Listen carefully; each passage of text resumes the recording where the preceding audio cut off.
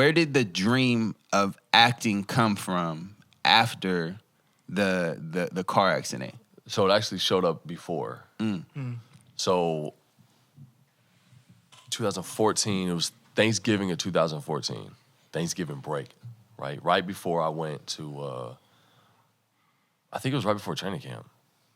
Yeah, dang, that's crazy. That Jason kid gave me a call and was like, yo, I got this short film. You want to be in it? I'm like, yeah, okay. Well, what is it about? You get to fight a robot. I get to what? Yes, 100%. What do I need to do? He sent me the script. I loved the script. I didn't know what I was looking at. I was like, okay, I'll show up at this day and this time and we'll do it. We shot the whole thing in a day and I fought a robot. It was a guy in a green suit and he CGI'd a robot on top of it. And it was called Vacuum Wars. And it's one of my proudest projects. He hates it. Yeah. Because, you're just like, you looking at all your mistakes, right? When I'm looking at my genesis, you know what I mean? Mm-hmm. It's just like, regardless of anything, it's like, don't despise small beginnings, man. This is where it started. Like, this is where it was. And I really enjoyed it. And he did it. He put it together and he called me and says, yo, come over. I want you to watch this. I'm like, all right. So I watched it. And he's like, dude, I think you should act, bro. And I said, I'm not an actor. I am a hooper. Acting. Yeah. I'm no act. Like, what are you talking about? Just think about it, dude. Like, really just think about it. Okay, whatever. So I'm on tour. I'm in the bus. And I'm just like, why not? Yeah. Right? Yeah. Okay, that I don't have a boss. Right? Right. So I look at a website called Backstage. Anybody who's trying to get into acting, look at Backstage.com, Actors Access, SF, and LA Casting. These are all great places to get casting and get roles and stuff like that. Right there. Put your headshot, even if you don't have a resume. Trey. Huh? I'm sorry, we got a little homie Trey, and we gonna. Oh show yeah. Those things, and all you need to do, right? When you get a reel, I remember getting a reel was a very difficult thing. Now realizing, wow, that was not a difficult thing. Put the phone up over there, and act. Yeah. Have a fake audition. Do a monologue and say it was an audition for something. They don't know no better. They don't know nothing. Lie to them. No, I'm joking. Don't lie to nobody. Pat, you ever get the anybody ever tell you remind them of Josh Lucas? You know who Josh Lucas is? Yeah, I do. You get that? Yeah, Who's Josh Lucas on? Josh Lucas, bruh, from Glory Road, the coach from Glory Road. Nah, I didn't watch the And, movie. he's on Yellowstone now. I get it. Yeah. Is it? And the Hulk. Yeah. Is it because I'm white? No, I'm joking. No. We know y'all don't look alike. Yeah, but I know exactly what you're talking about. Yeah, That's a yeah. compliment, bro. I appreciate that. Yeah, definitely, man. No, because it was funny because I was looking at one of your trailers, and I'm like, this dude really reminds me of somebody, and I'm like trying to figure, and I'm like, it's Josh Lucas. Yeah. That's who it reminds me of. Yeah. So yeah, young Josh. You know who I get a lot, right? Who? They're like, bro, you look just like this dude, and they be saying Denzel. It's kind of crazy. To me. I was really like, I'm sorry. Oh my gosh, that's hecka funny. But that's crazy. But so we did it. He said to go into acting, and I was like, all right, whatever. Let me go to these websites, and I started booking. Now I started booking small little roles here and there, but I started really liking it. I started auditioning on tour. My teammate's like, what are you doing? I was like, I go to this audition. How you gonna do the audition? We're in some random city, Dodge City, Kansas. I was like, I'm just gonna videotape it and send it. Oh, okay. Videotaped it. 2 days later, I booked it. That's cool. Yeah. That's really cool. And I came home. I was like scheduling, hey, I'm flying back. I'll be back on this date. You know, does these dates work? And I'm like setting all this up. I was like, dang, this is working. And what's so crazy is when I was on tour, I realized, man, like when I'm here, I was like, dang, this is not it. Like, I love basketball, and I loved playing. I loved performing. I loved performing. That was the best part of it. That's why I loved basketball, is because it was just a big performance for me. That's why I like to dunk. That's why I like to interact with the crowd and smile and shake hands with people. That interaction with people, that's just acting. I realized that on tour. Like, oh no, is my life been a lie? And I was like, you know what? It was so crazy. God be wild, man. He's like, I was like, dang, all right, if I become a trotter full time, like if I do it, I'm doing it for 1 year, and then I'm doing acting. Do this, I'm gonna complete this task. I'm gonna fulfill this dream and then go. And God's like, Literally. no. As the sword of truth, as Josh would tell me, came down. And God was like, I need you to do this now. And I'm hard-headed. So when he's just like, I don't like the whispers, I'm like, no, I ain't worried about that. No, I ain't worried about that. And all of a sudden, God's like, no, you need to be. This is what you need to do. And pretty much when I was able to like take a full stride and walk, I walked my tail to Los Angeles. I moved down to Los Angeles and started pursuing this. And that was that was January 12th, 2016 is when I moved. So from November 9th through December, I mean, I was walking very gingerly. Like I was able to put zero pressure on it for a couple days. And then I started walking a little bit, like tiny steps, then bigger steps, then bigger steps, then bigger steps. And it's kind of all, as I'm sitting here thinking about it, it was kind of a metaphor for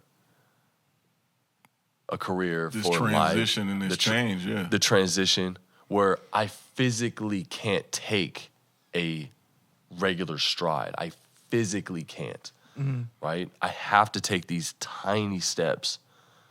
I'm going to get to where I'm going. It's going to take me a little while. That's all. So But you can't afford to take careless steps, though. But I can't afford to take careless steps. Yeah. It's gonna hinder me.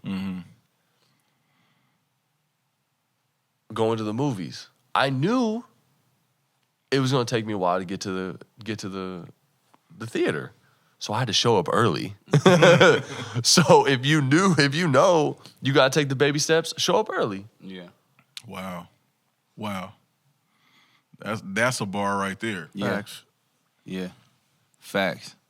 You know, something that's unique about this, and about your path and your trajectory right now, like, is that you're still in humble beginnings right now. Oh yeah. You feel me? 100%. And nothing about your path to acting is like ideal. You know what I'm saying? It's not like it was laid out. No.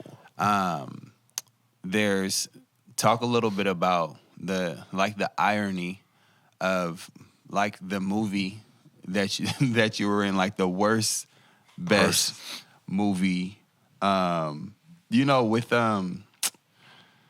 Bruh, the worst best movie. It's leaving me right now. Best Friends? Best Friends. Yeah. Yeah. Explain a little bit about that and like the popularity of that movie and how you got into that. Crazy. So you talked about the dentist knowing somebody. Yeah. My dentist was a brother to an actor.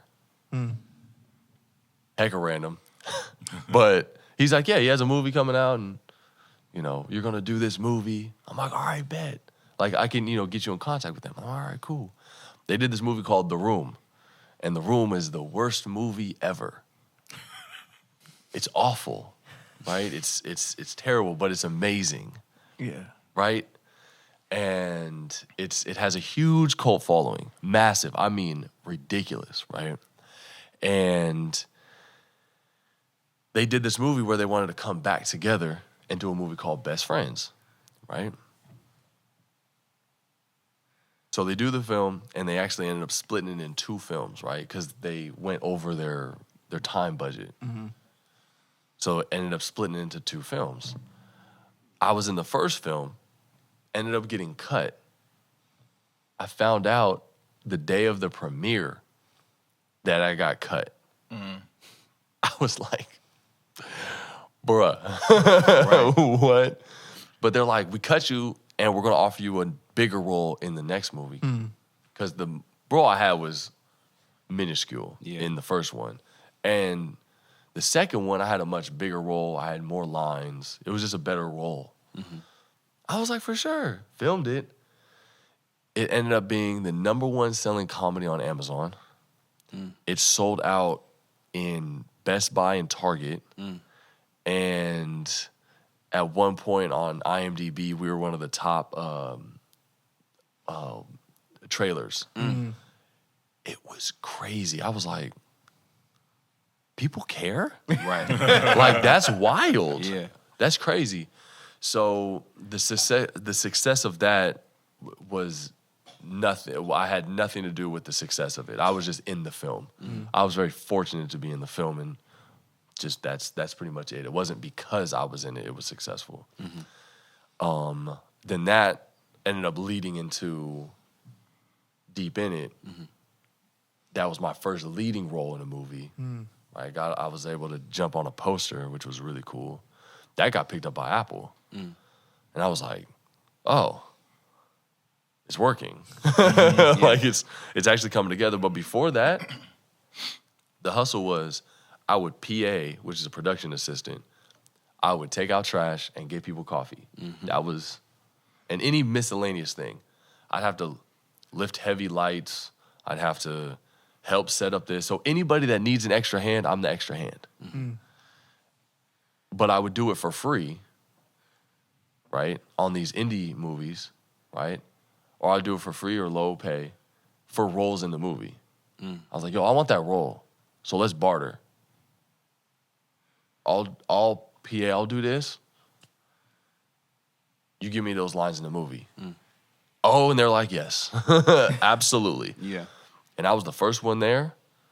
I was the last one to leave. I was there lining the trash cans, and I was there taking them out at the end of the night, making sure everything's locked up.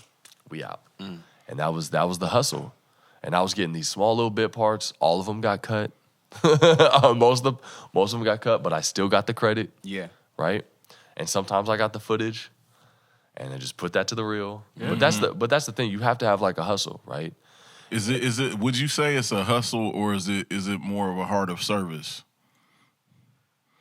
Because that Come on, bro. exactly what you. That's a good one. Listen, I mean, listen, like because what you're describing is like a lot of the average person who knows that they're talented, right?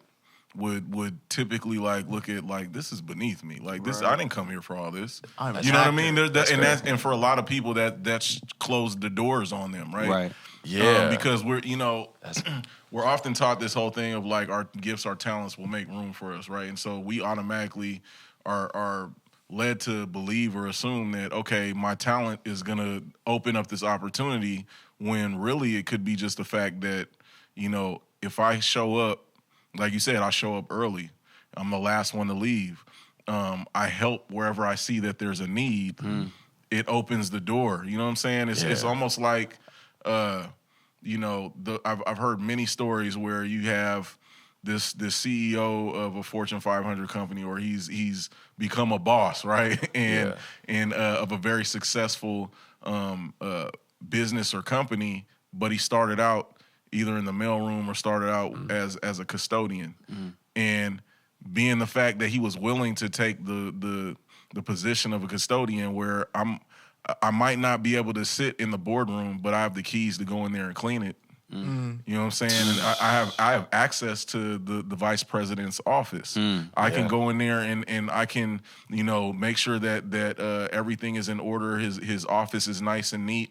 And something as simple as that, being able to create a comfortable, clean environment and workplace for him opens you a door. So I'm just thinking, like, there's hustle, but a lot of times you have to differentiate what the hustle is, because a lot of times we think hustle like selling dope. We constantly being busy and doing all that kind of stuff, as opposed to the hustle of, like, oh, you need that, being a good waiter or waitress who provides a service, where I'm gonna make sure that your glass doesn't need to be refilled. Right. So dang, so the reason I was like, come on, bro, is when you said the service. I never even thought of that. Right? But I think that's part of it. I used to pride myself on, like, getting people the best water. It was so stupid. I would tell all the actors. Bobby Boucher. Right? Yeah, they mess with me, hit stick. But I would literally tell people, like, hey, look, listen, like, I'm your guy for the water. Like, don't ask nobody else. I know where the good water is. They're going to give you that wax stuff. I'm gonna they're gonna give you that tap, but tap in here, and I'm gonna get you that real deal, bro. I got you for sure. I would everybody, and it was just a little fun thing, but Bobby Boucher type thing. Yeah, and people showed love. I was on set with Master P. I was on set. I had a hip hop conversation with David Banner, bruh, and I literally was like, "Who's your top 5?" just listened, and we had a solid 30-minute conversation about it, or he just talked to me for 30 minutes. I'm not talking when he's talking. I'm just gonna sit here and listen. But no, I was very fortunate to work with some really talented and great people, and they all showed love. Everyone was super respectful. I've noticed that the bigger the star, the more humble they are. From what I've gotten to this point. Like, I'm just a PA. Like, who am I in the grand scheme of everything, right? And having somebody appreciate simply getting them water, right? Like, here's your water, Miss Braxton, right? And she's like, thank you so much. Oh my gosh, I appreciate it. She could have just said, get out. And I would have been like, absolutely. Right? But she didn't. She was nice. She was respectful. And yeah, it was really cool and really nice to know that people are respectful and people are, maybe I just caught them on a good day, but from what I've seen, the bigger the star, the more respectful that people are, and that's not everybody's experience, right? But it's mine. Yeah, it's been yours this far. So in the context of dreaming, bro, and dreaming big, while we're catching you on this path to the top, what are the goals that you have for acting? Yeah, what does success look like for you? right. That's an incredible question.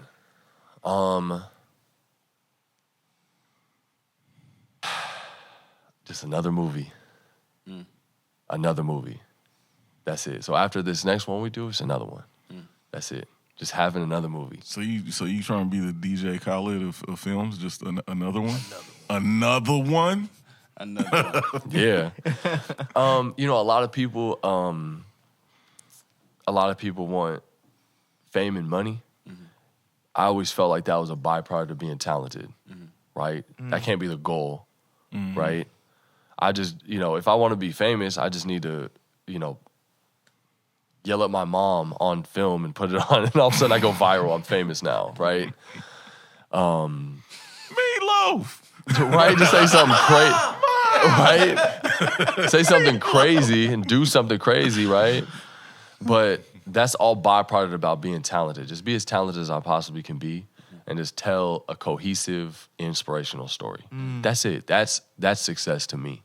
And have people get something from the movie. Even if whatever they get from the movie is just being numb for 2 hours and disconnect them from their reality for 2 hours. Right? If I can make somebody believe, especially people who know me, if I can make them believe that I'm that person, right? I've done my job. That's success to me. When people can disassociate me from the character, that's success to me, right? I've been successful. Someone can enjoy the film that I make and I create, that's success. If they feel as if the time and money that they invested into this film was worth it, that's success. Dope. It's fire. Dope. Man. That's good, man. But to answer your question, to be the greatest. Be the greatest. No, I'm joking. Be the greatest. I was looking Oscar, Academy Award, nothing. All of it. If I don't win an Oscar in 3 years, I'm a failure. Right. That's crazy. Real quick, man. So what's your parents' background? Are they from the area? My mom's from Kansas, Okay. and my dad's from Richmond, California. From the rich. You already know. Okay. So yeah, man. So you come from that. They come from that blue collar hustle. Oh yeah, for sure. My dad was a professional baseball player. What? Wow. Yeah, Okay. dog. Yeah, he was a beast. He was crazy. The Sultan of SWAT. Yeah, I The wish. Colossals of Cloud.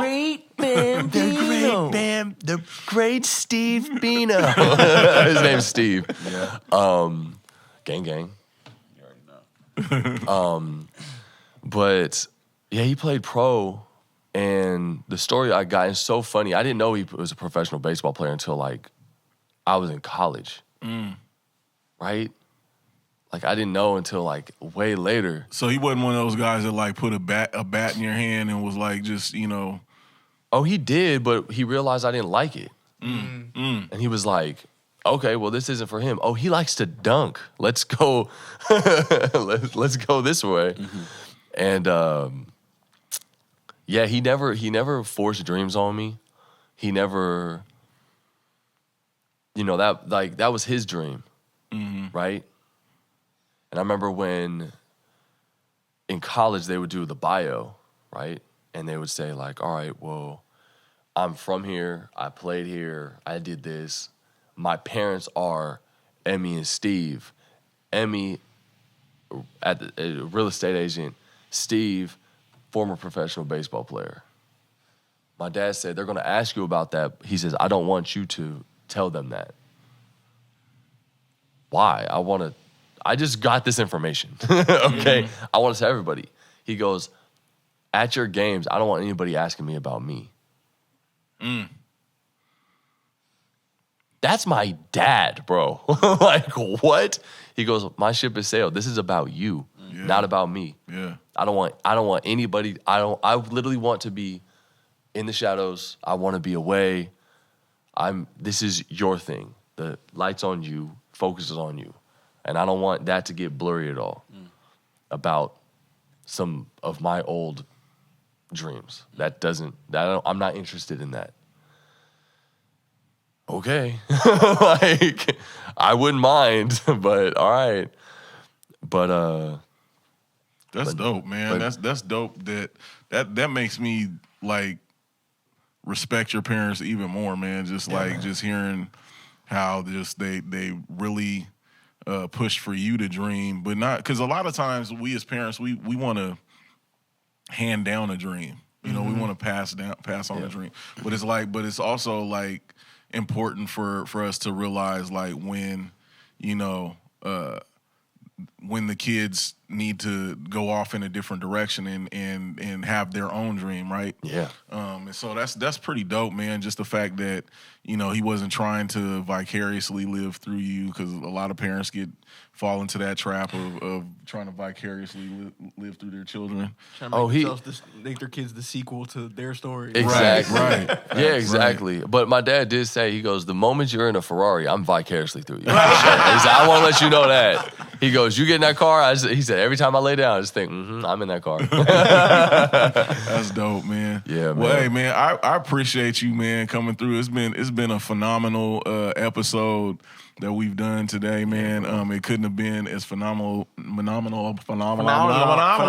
Legally. No, it wouldn't have been as great, man, as it turned out to be if you weren't here, man. We appreciate you coming through and sliding through one time for the one time. Thanks for having me, man. This was fantastic. Dude, this was episode dope. 55. Hey, man, I think we might need to title this one for Dreamers Only. For Dreamers Only. Dreamers Only. Yeah, you know what I'm saying? This was dope, man. I got some new fuel for my fire, man, just from the conversation and hearing your story and you know what they say, you miss 100% of the shots that you don't take. Yeah. Man, and that was dope. So man, I appreciate you, Pat, for shooting your shot, man, encouraging and you know, hyping us up to continue to shoot ours, man, and everybody else out there that's watching and listening. Yeah. Shoot your shot. You know what I'm saying? The worst thing that could happen is you get a no. Yeah. And when you get that no, just know that means maybe yes. Yeah, you can't fail. You Can't can't fail. fail. You got to play the long game. If you play the long game, there's no failure in the long game. There's only failure in the small. If you're playing small ball, you're playing like within a year. Within a year, I want to do this. You're gonna lose. That year's gonna do this.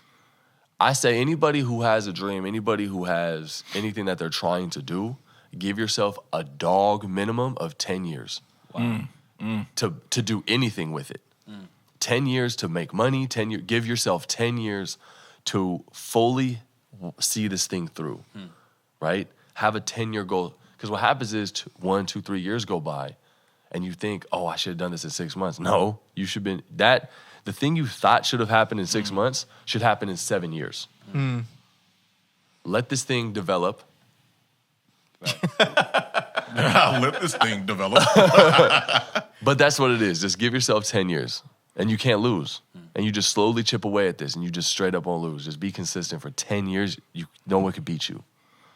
And that's 10 years. That's fire. Leads to 10 years. You know that?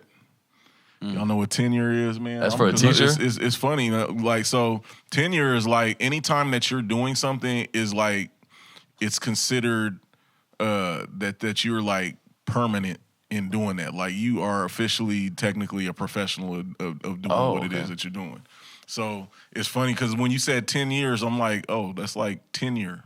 Because I'm actually coming up on 10 years of my job right now. Oh, congratulations, man. And so it was something that I wasn't even really expecting to, this is the longest I've been in one place. Yeah. So, reaching that status of tenure where it's basically like, okay, yeah, you're officially here. Like there ain't no such thing for as imposter syndrome, none of that. Like you're that dude. Yeah. That's what you are. And so it's interesting that you kind of gave that time frame because a lot of us overestimate what we can accomplish in a year and underestimate what we can accomplish in 10. Yeah. And so that's great information, man. That's great practical information for all of us to apply in our development.